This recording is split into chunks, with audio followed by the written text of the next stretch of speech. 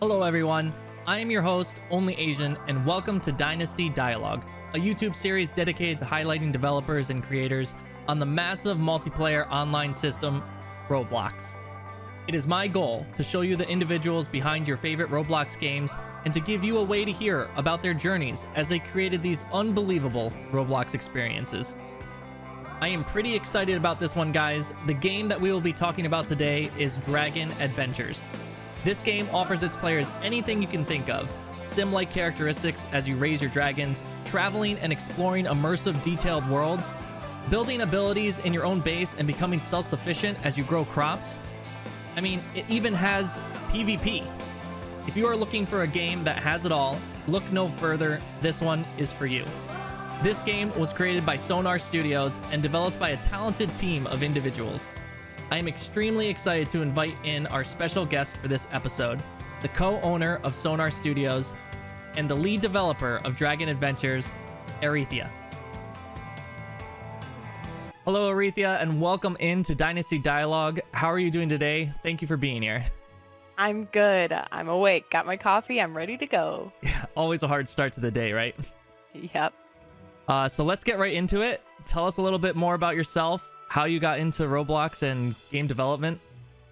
Sure thing. Well, I started by anybody else. I was just playing Roblox and enjoying the experience for much of my time on Roblox. And I always played like those survive the disaster games. And eventually it came to a point where I was finding the games that were really inspiring me to want to create my own experiences.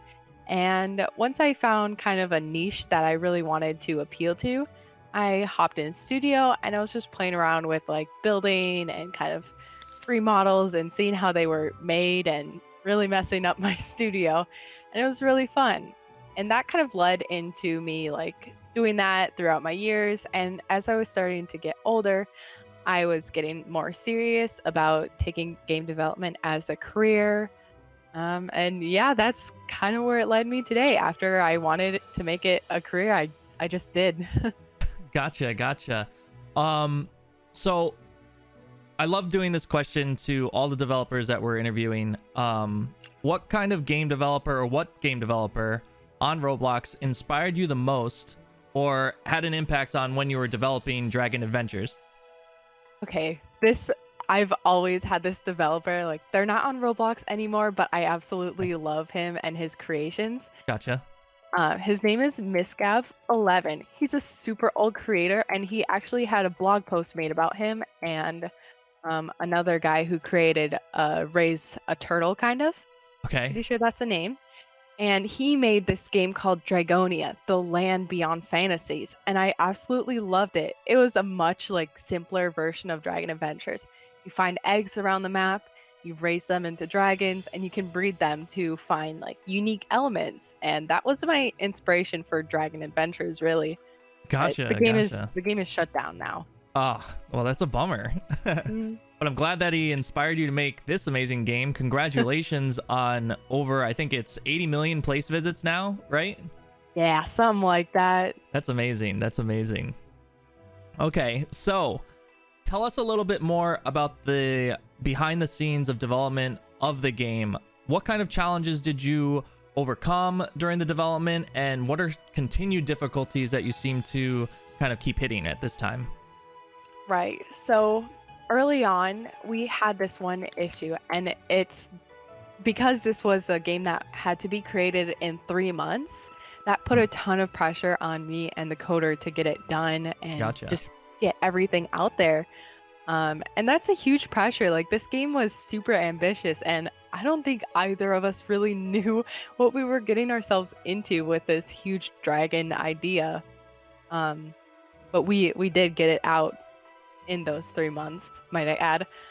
Yeah. But now with developing it, obviously it's a huge game. All the updates take a ton of time and testing and polishing, and we still work on that now. We work through that. Updates just take forever, and we have a much larger team now, so it's a little bit easier to handle the updates. And just in general, it's a lot of code to navigate, and tons of features need to be updated constantly or edited. And I've had to learn a bit of module coding just so I can help out as much as I Gotcha. can.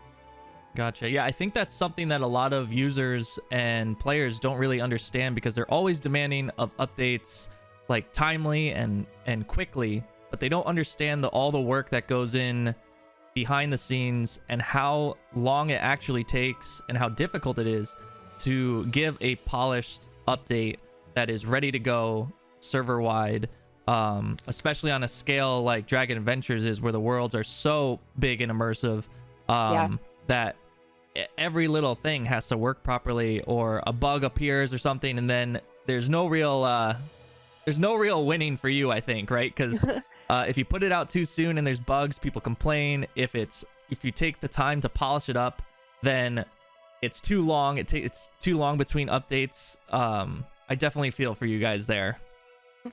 Yeah, well, I think we've come to a really great system now that kind of prevents the super long updates. What I do is I have each coder, there's about four coders, 4 or 5. I have each of them working on their own task, and they work on it by themselves. They polish it, and when it's ready to go, they release it. And since there's 5 of them, they each have a different like difficulty task. So some of them get out sooner than others. Gotcha. So it gives it just is constant updates. Sometimes maybe more than one in a week or something, or something like that, right? Yeah, some are smaller than others, but at least we get some fresh content out for them to enjoy. That's really cool. That's really cool. Something that maybe some developers can maybe take note of, because I know that that's a problem in a lot of like some games that become very popular quickly, and then they kind of level off because they can't meet that demand, which I'm sure is just unbelievably stressful for the developers. So tell me a little bit more about your base here. I mean, we're gonna get into a little bit of gameplay. I know that you were in a rush here just to create a nice looking base. Tell me how rare all these items are. I feel like you have all the good stuff. Yeah, well, right now I just kind of have a chill base. I really like the huge trees that we offer because it makes it feel like more of a enclosed space, like my own little fort. Gotcha.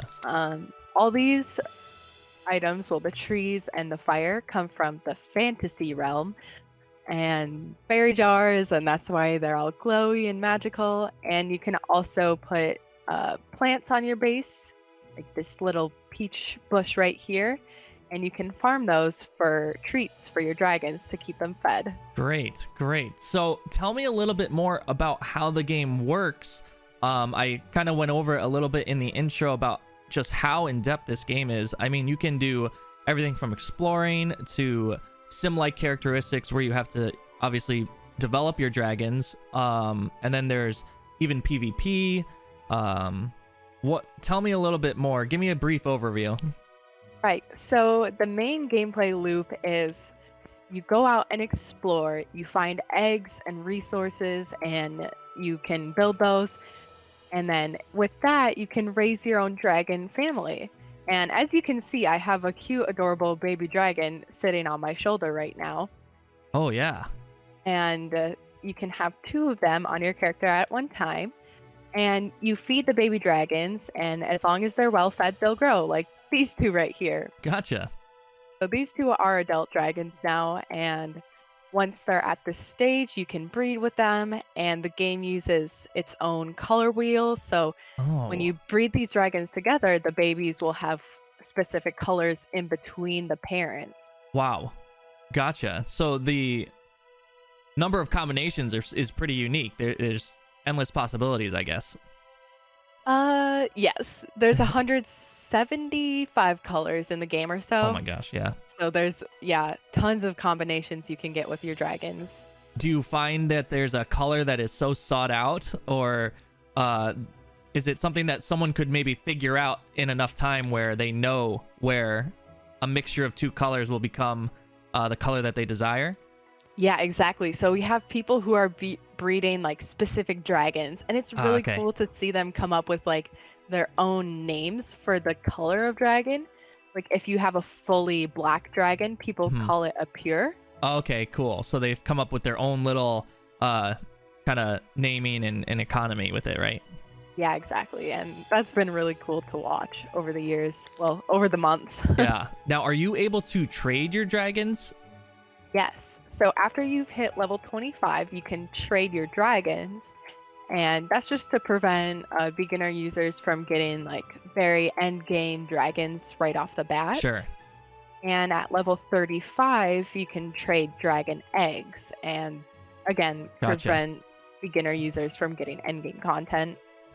So that just adds to that whole economy piece and adding a trading aspect to the game, which is amazing. I remember doing the quest for the egg hunt, and I was blown away by the just detail in the world itself. Do you mind if we start flying around a little bit? Yeah, why don't we head into the grassland world right away? Gotcha.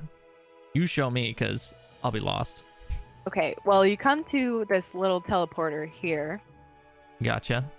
And step on it, and you get the little teleport icon, and you click on the grassland. Perfect.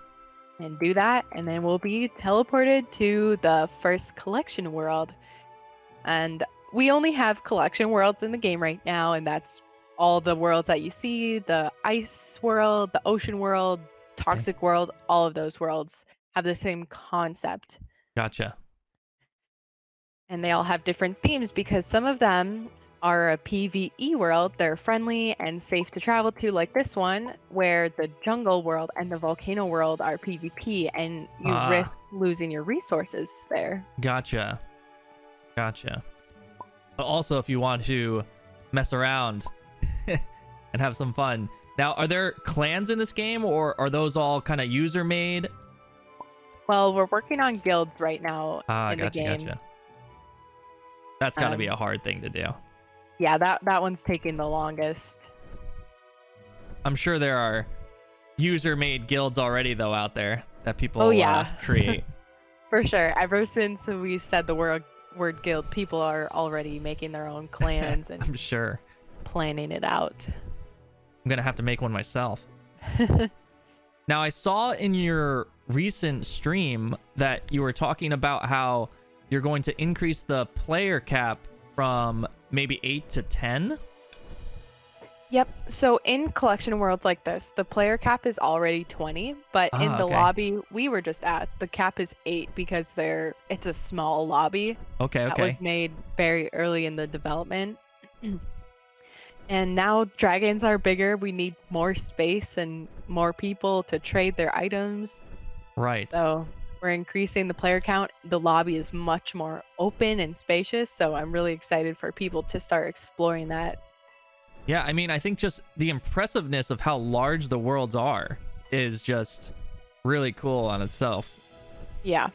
I mean, they're dragons, so you want a bunch of space to fly around in and really experience that dragon-likeness. So I know we talked about it a little bit before about the like upkeep and updates and things like that. On average, what do you think time-wise you spend on updating and working on the game every week? Because, you know, the standard work week is 40 hours. How many hours do you think you're actually putting into the game? More than 40. I can tell you that right now. Yeah. I'm pretty much working from when I wake up all the way to like 10, 11 p.m. Gotcha. So stressful. Yeah, well, as a game leader, I'm always thinking of new updates and searching our Discord for fresh ideas and what people are expecting or thinking would be good to add to the game. Right. I value the community opinion very much. Perfect. Oh, what are these guys over here? There's like a crocodile. Yeah, so those are world enemies, and you can click to kill those, and they will reward you resources. Got you. Perfect. Yeah, so those are in every world, and each world has unique enemies that you can fight. And what is this thing at the top, this counter on the top of my screen here? Right, when so that comes up. That's our boss enemy, and it takes a really powerful dragon or a bunch of friends to kill it, but it drops really epic prizes that aren't as easily earned elsewhere in the universe. Cool. Gotcha. So it just kind of gives you that extra sense of trying to get a guild or at least a group of friends to help out in the game for sure. Yeah, exactly. Well, that's really cool. Well, thank you so much for showing me and just giving me a little bit of a insight into the game. I think this is going to get a lot of people excited, which there already are so many. But I can only expect greater things from you guys in the future. Yeah. Oh, hello. Tell me a little bit more about where people can find you. I know that you stream on Twitch from time to time, and the socials and things where people can find you guys. Yeah, so I'm really active on Twitter. I'm a part of the UGC program, so I post my model creations a ton on there. And every now and then I sprinkle some Dragon Adventures stuff on there. If it's super polished and I love it, I will post it there. Gotcha. Yeah, Twitch, and we have our giant Discord, and we moderate that really good for our marketplace for dragon trading, co-breeding, and all of those, and try to make a safer environment for all that. Gotcha. Cool. I will leave those links in the description below, guys. Is there anything else that you want to share? Maybe a flex of the coolest dragon ever? Ooh, let me see if I have. Okay, well, right now I can show you what the coolest dragon is right now. Okay. This is not okay. subjective at all, by the way. This is from the lead developer herself. So, all right. So this is our bunny dragon. wow. People are very obsessed with this dragon right now because it has a limited cap on it, and also it can fly without wings. Wow. All right. Wow. And I have one more super special dragon if I can get him out. Yes. All right. The size of these things are massive. So this is a remodel dragon coming. Yeah.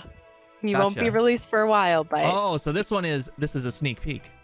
Yeah, this is a sneak peek. He is not obtainable. Gotcha. Well, people will have to drool about that and wait for when that comes out, I guess. Yep. Really cool. Well, thank you so much for taking your time and your busy schedule to do this interview. I really appreciate it, and I know that our viewers will most certainly love this one. Yeah, of course. Thank you for having me. All right. Thank you. Bye, Erythia.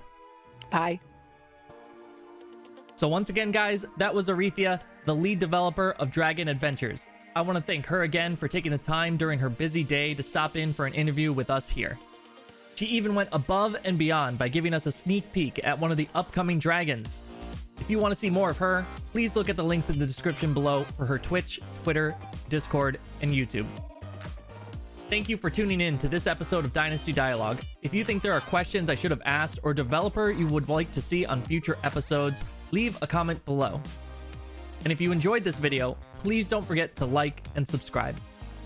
If you want to see more of me, I stream on twitch.tv on my channel OnlyAzN Monday, Wednesday, Friday at 6 p.m. Eastern.